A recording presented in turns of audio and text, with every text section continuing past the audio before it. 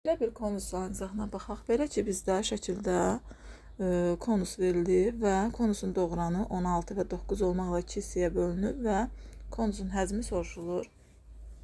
Gəlin konusun hündürlüyünü çəkək. Bu bizdə konusun hündürlüyüdür.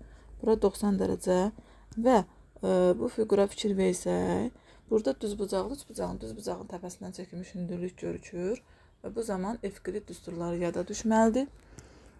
Evklid düsturlarından h kvadratı bərabərdir. M vurulsun n düsturunu nəzərə alsaq, bu zaman h kvadratı bərabərdir. Bizdə 16 vurulsun 9 olacaq. Buradan da h bərabərdir. Kök altında 16 vur 9. 16'dan nə çıxacaq? 4. Buradan da 3. Bu da olacaq 12. Bu h o h'dan deyil də. Yəni bizdə bu h düzbucaqlı üçbucağın h'ıdır. Yəni buna bir x deyək, bu da x-ə bərabər olsun. Bu zaman bura olacaq 12. Yəni söhbət bu düzbucaqlı üçbucağın hündürlüyündən gedirdi. İndi biz belə deyək, konus hündürlüyünü tapaq. Konus hündürlüyünü tapmaq üçün indi bu düzbucaqlı üçbucağa fikir verəcəyik. Bura 16, bura 12.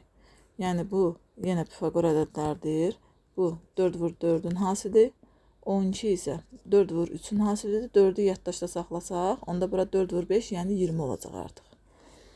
Aha, yəni 20 də 4 vurulsun 5-dir. Ona görə burada hər birində 4-ü yaddaşda saxlayıb, Pifaqor ədədlərinə görə 3, 4, 5 kimi təsvir etmək olar. Nəzərə almaq olar. Eyni halda burada da.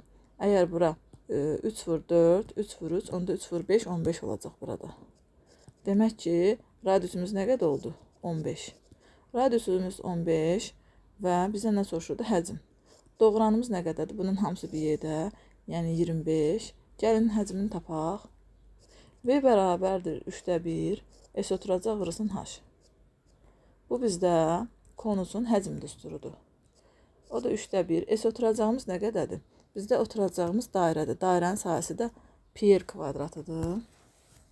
Deməli, S dairə bərabərdir pi r kvadratı. Pi vurulsun, radiusumuz 15'dir.